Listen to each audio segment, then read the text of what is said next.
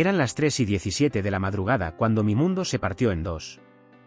La televisión parpadeaba con imágenes de explosiones en Gaza, pero yo apenas podía procesar lo que veían mis ojos. Mi Biblia descansaba abierta sobre mis rodillas temblorosas, y las palabras de Zacarías 9:5 ardían como brasas encendidas directamente en mi alma. Gaza será abandonada con gran temor. El aire se volvió denso, eléctrico. Podía oler el aroma a páginas viejas de la Biblia de mi abuelo, mezclado con el café frío que se enfriaba en la mesa. Mis dedos trazaron las palabras impresas una y otra vez, como si pudiera absorber su significado a través de la piel. El corazón me latía tan fuerte que escuchaba cada pulsación en mis oídos. Dios mío, susurré, y mi voz se quebró. ¿Me estás hablando?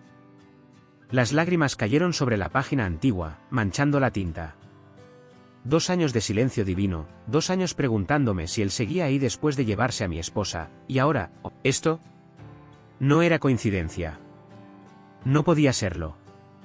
La pantalla mostraba humo elevándose desde edificios destrozados, y yo leía sobre una profecía escrita hace 2500 años que describía exactamente lo que veían mis ojos. Mis manos temblaron mientras sostenía la Biblia contra mi pecho. Señor, gemí entre sollozos, si realmente eres tú, si realmente me estás hablando después de tanto silencio, muéstrame qué significa esto. El reloj marcaba las 3:18. Un minuto que cambió mi eternidad. Porque en ese instante, supe con certeza absoluta que Dios no había estado en silencio. Había estado esperando este momento exacto para romper mi corazón y reconstruir mi fe. Los lunes siempre olían a café recalentado y páginas gastadas. Durante 35 años, había sido pastor de la Iglesia Bautista Montesión, pero desde mi jubilación hace 2 años, mis mañanas se habían vuelto predeciblemente vacías. Me levantaba a las 6, preparaba una taza de café en la misma máquina que Elena me regaló en nuestro 20º aniversario, y me sentaba en mi sillón de cuero marrón con la Biblia abierta. Pero ya no esperaba que Dios me hablara. La casa se sentía demasiado grande sin Elena. Sus plantas seguían en la ventana de la cocina, aunque ahora las cuidaba yo con torpeza masculina. Su taza favorita, la que tenía grabado "La esposa del pastor más guapo", permanecía en el mismo lugar del gabinete donde ella la dejó. Algunos días la tomaba solo para sentir que ella seguía ahí. Buenos días, señor, murmuraba aquí cada mañana, pero las palabras salían como rutina vacía, no como oración genuina. Leía un capítulo, cerraba la Biblia, y continuaba con mi día. El entusiasmo que una vez tuve por las escrituras se había marchitado como las flores que Elena ya no podía regar. Mi hija Patricia me llamaba cada miércoles. Papá, deberías salir más. Conocer gente nueva. Pero ¿cómo le explicas que después de 40 años compartiendo cada pensamiento con alguien, la soledad no se cura con compañía superficial? Los domingos visitaba la iglesia como invitado.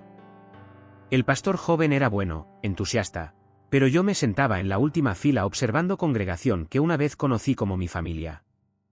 Sonreía cuando me saludaban, asentía durante los sermones, pero por dentro me preguntaba dónde estaba el Dios que una vez me llenaba de pasión por su palabra.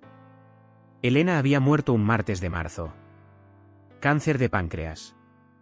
6 meses desde el diagnóstico hasta el final.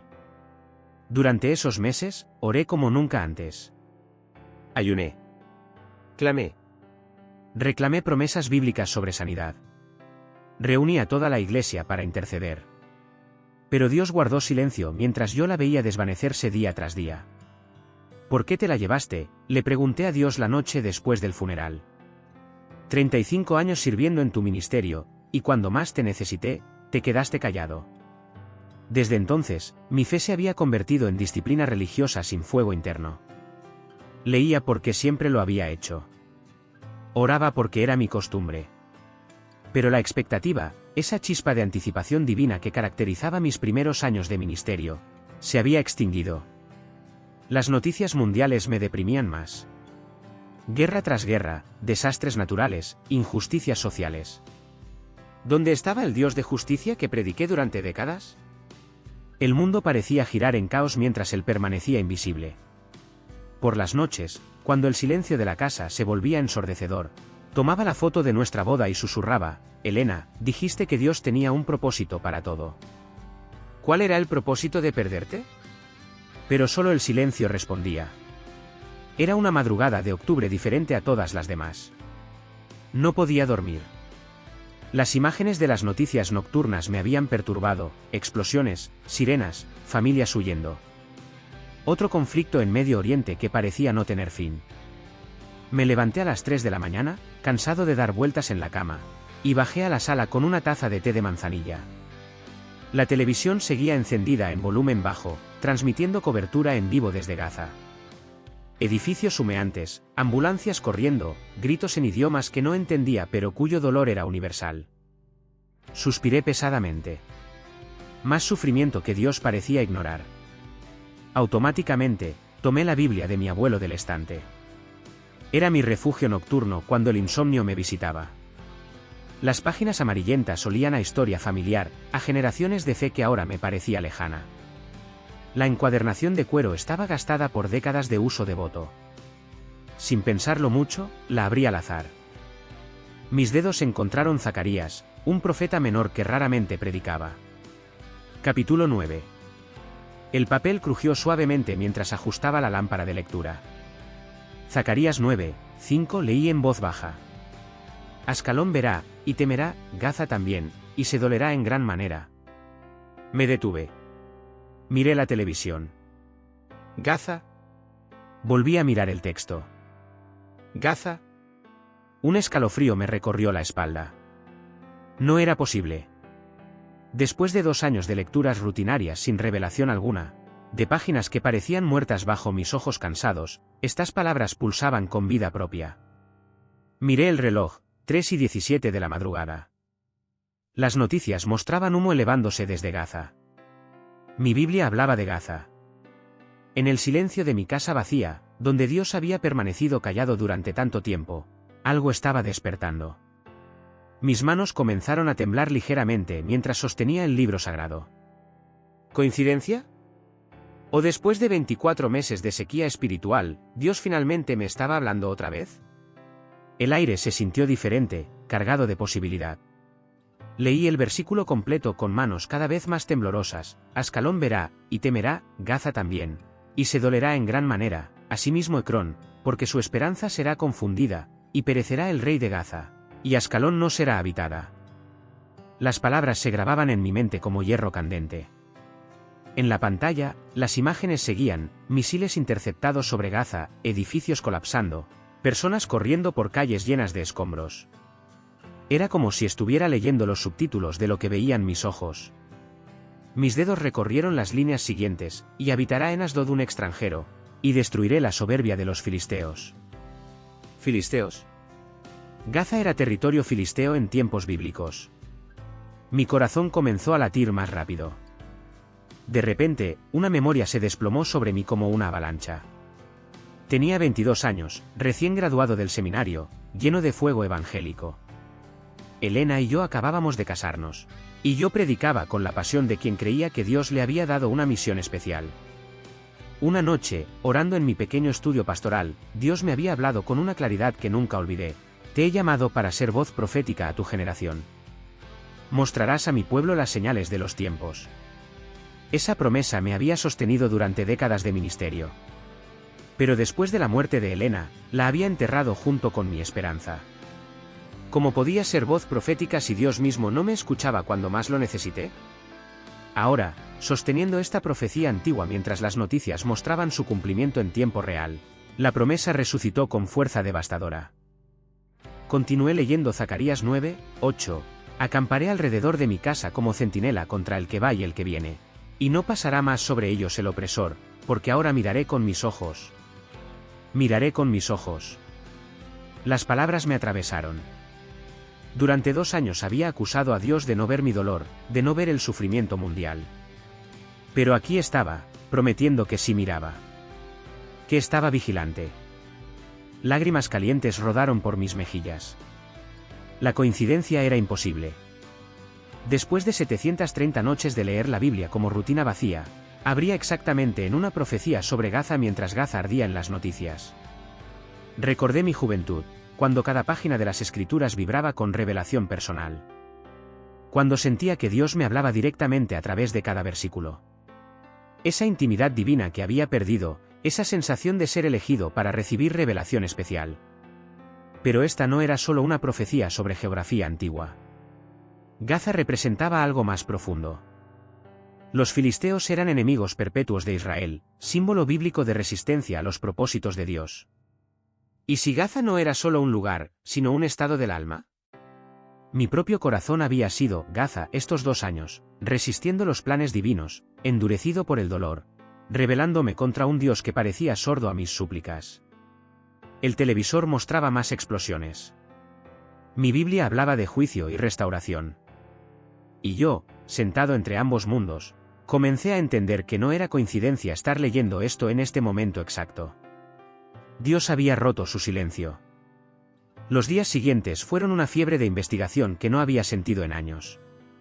Me encerré en mi estudio como en los viejos tiempos, rodeado de comentarios bíblicos, concordancias y mi computadora portátil que Elena me había obligado a comprar para mantenerte actualizado. Viejo terco. Comencé con Matthew Henry, luego Jamieson Fawcett Brown. Todos coincidían. Zacarías 9 tuvo un cumplimiento histórico parcial cuando Alejandro Magno conquistó las ciudades filisteas en el 332 a.C. Gaza resistió el asedio durante 2 meses antes de caer. Pero los eruditos también señalaban un cumplimiento escatológico futuro. Escatológico, murmuré, saboreando la palabra que no había pronunciado en años. El estudio de los últimos tiempos, mi especialidad en el seminario. Busqué conexiones en Ezequiel 25, 15-17, así ha dicho Jehová el Señor. Por cuanto los filisteos han obrado por venganza, he aquí yo extiendo mi mano contra los filisteos. Luego yo el 3, 4, y también vosotros, Tiro y Sidón, y todas las regiones de Filistea, ¿qué tenéis que ver conmigo? Cada texto apuntaba a Gaza como símbolo de resistencia humana contra los propósitos divinos. El teléfono sonó. Patricia. Papá, María Elena dice que has estado despierto hasta muy tarde. La luz de tu estudio se ve desde su casa. Estoy estudiando, hija. Algo importante. ¿Como en los viejos tiempos? Su voz se suavizó. No te habías emocionado así con la Biblia desde antes de que Elena muriera. Ambos lo sabíamos. Papá, ten cuidado. No quiero que te hagas ilusiones y luego. Se detuvo. No necesitaba terminar. Ambos recordábamos mi colapso espiritual después del funeral. Esa noche llamé al doctor Hernández, mi viejo profesor de Antiguo Testamento. A los 85 años seguía enseñando. Miguel, hijo, ¿sabes qué hora es? Profesor, necesito preguntarle sobre Zacarías 9. El cumplimiento dual. Se hizo un silencio. ¿Estás bien? Hace años que no hablábamos de profecía. Le conté sobre mi experiencia, omitiendo los detalles más personales. Escuchó sin interrumpir. Miguel dijo finalmente, Gaza siempre ha sido problemática proféticamente. Algunos ven cumplimientos múltiples, histórico con Alejandro, parcial en 1948, y futuro escatológico. Pero ten cuidado de no forzar interpretaciones por dolor personal. Sus palabras me dolieron porque sabía que tenía razón parcialmente. ¿Estaba proyectando mi desesperación espiritual sobre eventos actuales? Al día siguiente, mi cuñada Carmen llegó sin avisar. Miguel, Patricia está preocupada. Dice que estás obsesionado con esas profecías. Carmen había sido la hermana mayor de Elena, siempre protectora. No es obsesión, protesté. Es estudio bíblico serio. ¿Como cuando oras hasta las 3 de la mañana pidiendo señales? Elena me contó sobre esa época después de que perdieron el bebé. El golpe fue brutal. Sí, había habido un tiempo, hace 15 años, cuando buscaba desesperadamente mensajes divinos en cada versículo después de perder a nuestro hijo no nacido. Elena me había encontrado una madrugada llorando sobre la Biblia, convencido de que Dios me había abandonado. Esto es diferente, insistí, pero mi voz sonó menos segura. ¿En serio? ¿O estás repitiendo el mismo patrón de siempre, cuando el dolor es muy grande? ¿Buscas que Dios te hable de maneras extraordinarias? Esa noche, solo en mi estudio, me enfrenté a la pregunta que había estado evitando. ¿Estaba interpretando coincidencias como revelación divina por mi desesperación? ¿O Dios realmente me estaba hablando después de 2 años de silencio? El texto seguía ahí, inmutable. Gaza seguía en las noticias. Y mi corazón seguía ardiendo cada vez que los leía juntos. La revelación llegó durante mi quinta noche de ayuno y oración. Había apartado comida sólida, bebiendo solo agua y té, buscando la claridad espiritual que una vez conocí en mi juventud. Mi cuerpo se sentía débil, pero mi mente estaba sorprendentemente lúcida. Eran las 2 de la mañana cuando regresé a Zacarías 9:8. Acamparé alrededor de mi casa como centinela contra el que va y el que viene. Y no pasará más sobre ellos el opresor, porque ahora miraré con mis ojos. Miraré con mis ojos.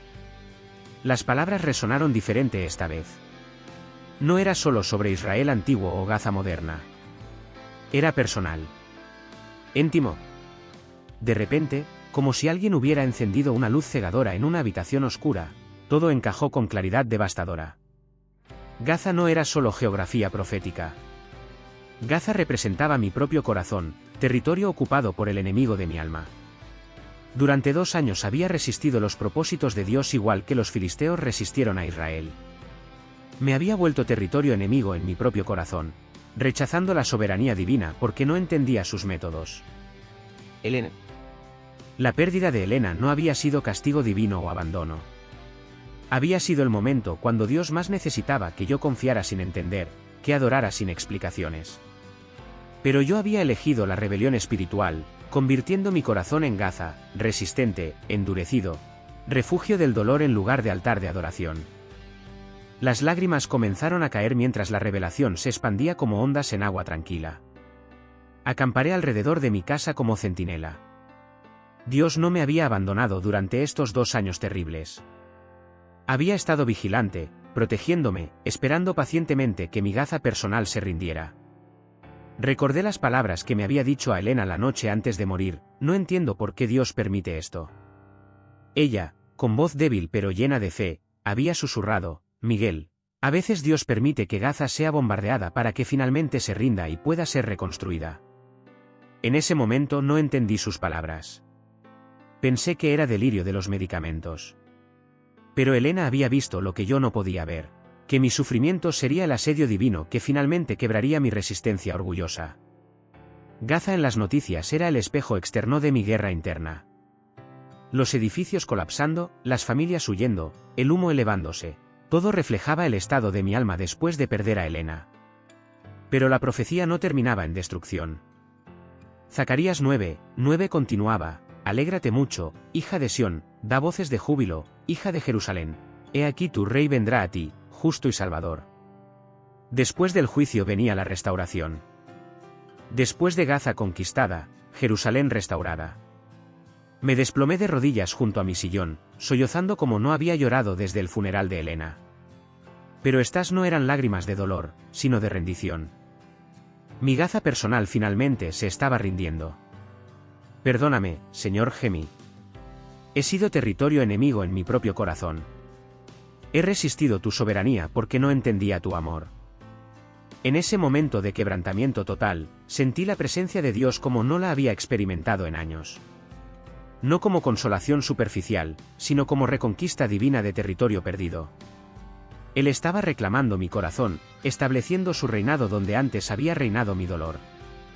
La profecía no era sobre Gaza geográfica solamente. Era sobre la Gaza de mi alma, finalmente libre para convertirse en Jerusalén restaurada. Los siguientes 3 días fueron una montaña rusa emocional que me dejó exhausto.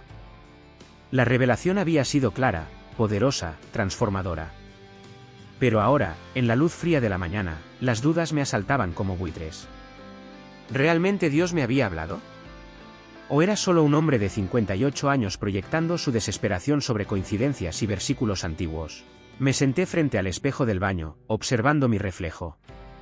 Barba canosa mal arreglada, ojeras profundas de las noches sin dormir, ojos enrojecidos por el llanto. ¿Era este el aspecto de alguien que había recibido revelación divina?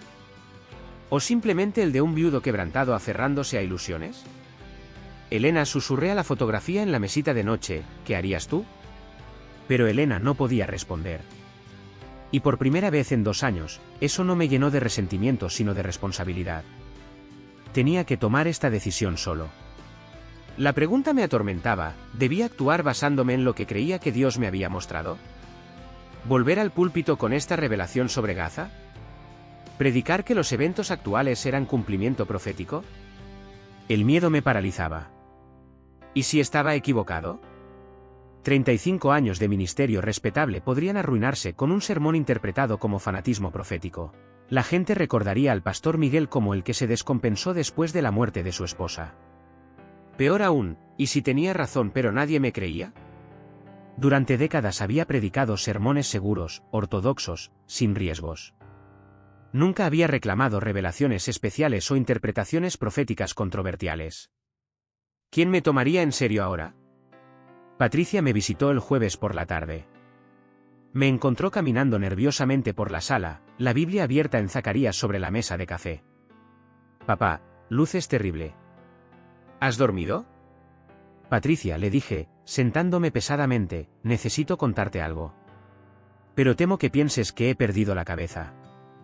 Su expresión se suavizó. Se sentó a mi lado y tomó mi mano. Papá, después de todo lo que hemos pasado, nada me sorprendería. Háblame. Le conté todo, la madrugada con la Biblia abierta, Gaza en las noticias, la conexión profética, mi Gaza personal. Ella escuchó sin interrumpir, su rostro mostrando preocupación creciente. Cuando terminé, hubo un largo silencio. Papá, dijo finalmente, no dudo que hayas tenido una experiencia real. Te veo diferente, más vivo que en meses. ¿Pero estás seguro de que debes hacer algo público con esto? Su pregunta me golpeó como un martillo. ¿Qué quieres decir? ¿Y si Dios te habló para sanarte a ti, no para que prediques al mundo? ¿Y si era mensaje personal, no profecía pública? La duda se instaló como niebla densa. Tal vez Patricia tenía razón. Tal vez mi revelación era terapéutica, no misionera. Esa noche, arrodillado en mi estudio, enfrenté la encrucijada más difícil de mi vida espiritual. ¿Tendría el valor de actuar basándome en lo que creía que Dios me había mostrado, arriesgando mi reputación y credibilidad? ¿O jugaría a lo seguro, guardando mi experiencia como tesoro privado? Recordé las palabras de mi juventud: te he llamado para ser voz profética a tu generación. Si realmente Dios me había hablado después de 2 años de silencio, no tenía la responsabilidad de compartirlo, sin importar las consecuencias. El reloj marcaba medianoche cuando finalmente tomé mi decisión. El domingo siguiente subí al púlpito como pastor invitado en mi antigua iglesia. El pastor Ramírez me había pedido que predicara, sin saber que yo traía fuego en los huesos que no había sentido en 2 años.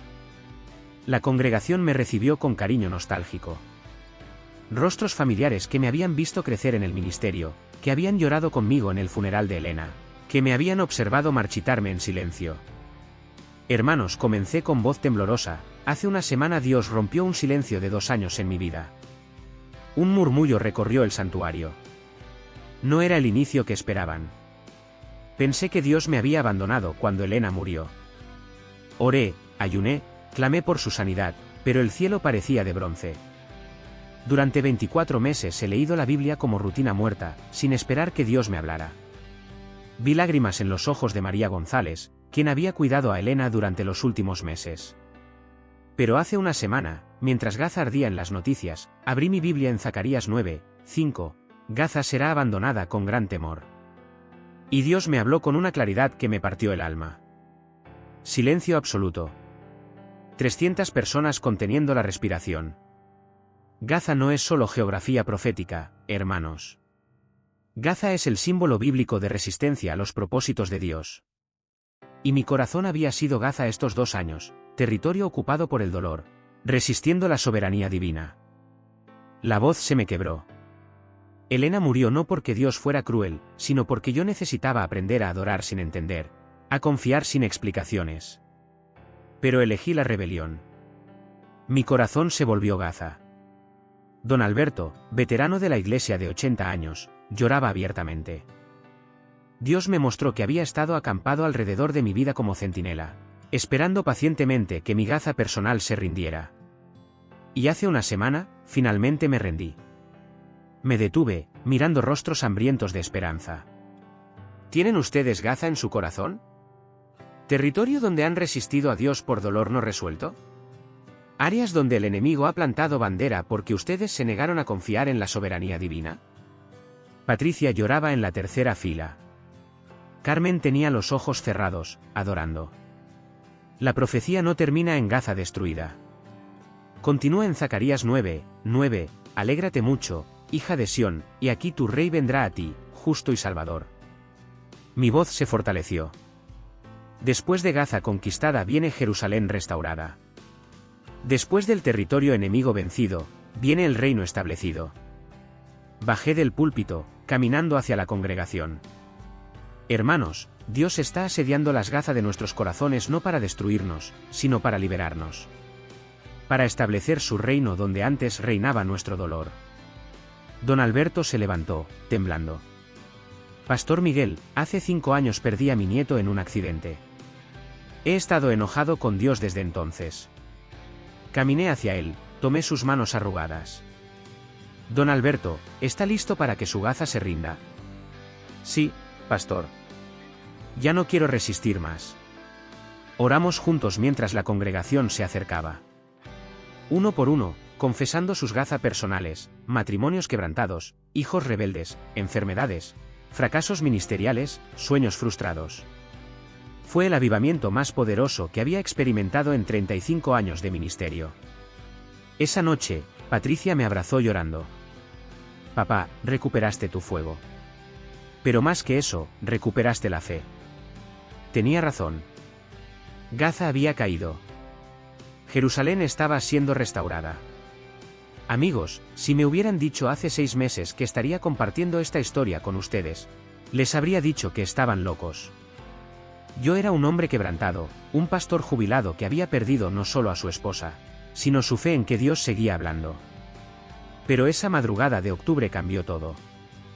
No solo encontré una profecía sobre Gaza, encontré la clave para entender mi propio corazón. Miren, la transformación no fue instantánea como un interruptor de luz. Fue gradual, como el amanecer que disipa lentamente la oscuridad. Los primeros días después de mi rendición, despertaba esperando que la experiencia se desvaneciera como un sueño. Pero no. La presencia de Dios se había instalado de nuevo en mi vida diaria con una intimidad que no conocía desde mi juventud. Patricia me dice que soy una persona completamente diferente. Papá, sonríes de nuevo. Cantas bajo la ducha como hacías cuando mamá vivía. Es cierto. La música regresó a mi alma. Esas pequeñas alegrías que había enterrado con Elena comenzaron a resucitar. Mi tiempo devocional matutino se transformó de ritual vacío en encuentro vivo. Ahora cuando abro la Biblia, espero que Dios me hable. Y lo hace. No siempre con revelaciones dramáticas como la de Gaza, pero sí con esa voz suave que reconoce quien ha aprendido a escuchar en silencio. La casa ya no se siente como mausoleo de memorias.